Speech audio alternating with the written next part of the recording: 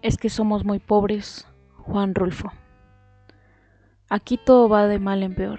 La semana pasada se murió mi tía Jacinta, y el sábado, cuando ya la habíamos enterrado y comenzaba a bajársenos la tristeza, comenzó a llover como nunca.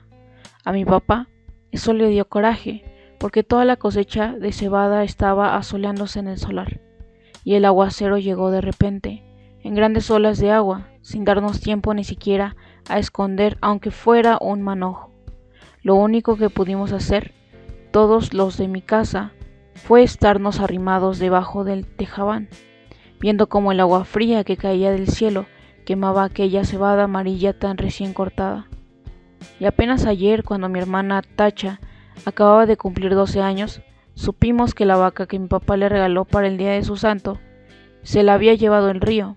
El río comenzó a crecer hace 3 noches, a eso de la madrugada.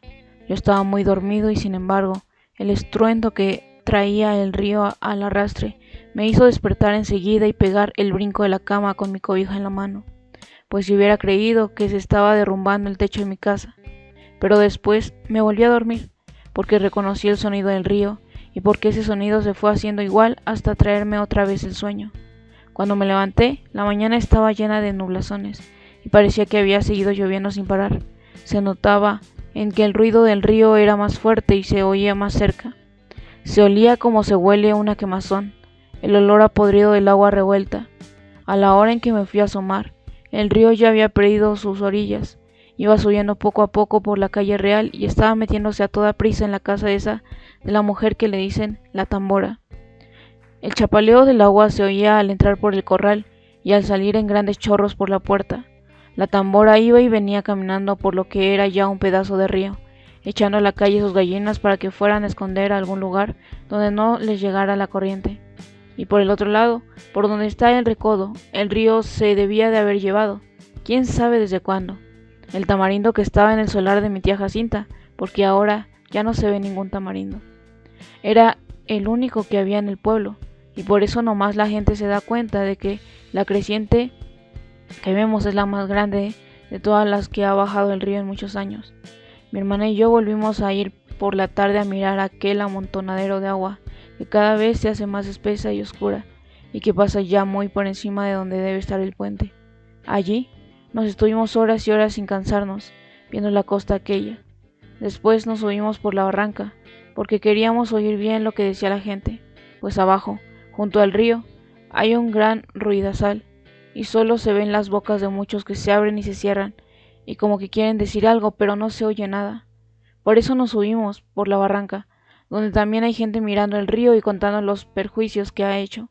Allí fue donde supimos que el río se había llevado a la serpentina, la vaca esa que era de mi hermana Tacha, porque mi papá se la regaló para el día de su cumpleaños y que tenía una oreja blanca y otra colorada y muy ojos bonitos.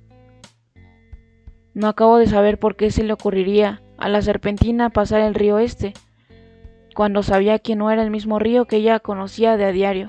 La serpentina nunca fue tan atarantada. Lo más seguro es que de haber venido dormida para dejarse matar así nomás por nomás. A mí muchas veces me tocó despertarla cuando le abría la puerta del corral, porque si no, de su cuenta, allí se hubiera estado todo el día entero con los ojos bien cerrados, bien quieta y suspirando, como se oye suspirar a las vacas cuando duermen. Y aquí ha de haber sucedido eso de que se durmió. Tal vez se le ocurrió despertar al sentir que el agua pesada le golpeaba las costillas. Tal vez entonces se asustó y trató de regresar, pero al verse se encontró entreverada y acalambrada entre aquella agua negra y dura como tierra corrediza. Tal vez bramó pidiendo que le ayudaran, bramó como solo Dios sabe cómo. Yo le pregunté a un señor que vio cuando la arrastraba el río si no había visto también al becerrito que andaba con ella, pero el hombre dijo que no sabía si lo había visto. Solo dijo que la vaca manchada pasó patas arriba muy cerquita de donde él estaba, y que allí dio una voltereta y luego no volvió a ver ni los cuernos ni las patas, ni ninguna señal de vaca. Por el río rodaban muchos troncos de árboles, con todo y raíces, y él estaba muy ocupado en sacar la leña, de modo que no podía fijarse si eran animales o troncos lo que arrastraba.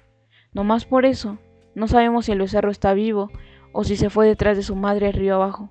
Si así fue, que Dios la ampare a los dos. La apuración que tienen en mi casa es lo que puede suceder el día de mañana. ahora que mi hermana Tacha se quedó sin nada, porque mi papá con muchos trabajos había conseguido a la serpentina, desde que era una vaquilla para dársela a mi hermana, con el fin de que ella tuviera un capitalito y que no se fuera a ir de piruja como lo hacen mis otras dos hermanas, las más grandes. Según mi papá, ellas se habían echado a perder porque éramos muy pobres en mi casa. Ellas eran muy retobadas. Desde chiquillas ya eran rezongonas, y tan luego que crecieron les dio por andar con hombres de lo peor, que les enseñaron cosas malas. Ellas aprendieron pronto y entendían muy bien los chiflidos cuando las llamaban a altas horas de la noche. Después salían hasta de día, iban a cada rato por agua al río, y a veces cuando uno menos se lo espera, allí estaban en el corral, revolcándose en el suelo, todas encueradas y una con un hombre trepado encima. Entonces mi papá las corrió a las dos. Primero les aguantó todo lo que pudo, pero más tarde ya no pudo aguantarlas más, y les dio carrera para la calle. Ellas se fueron para Ayutla o no se sabe para dónde, pero andan de pirujas.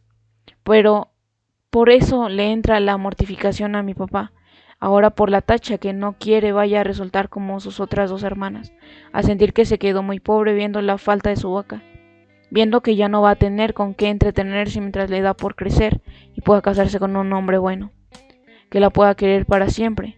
Y eso ahora va a estar difícil. Con la vaca era distinto, pues no hubiera faltado quien se hiciera el ánimo de casarse con ella, solo por llevarse también aquella vaca tan bonita.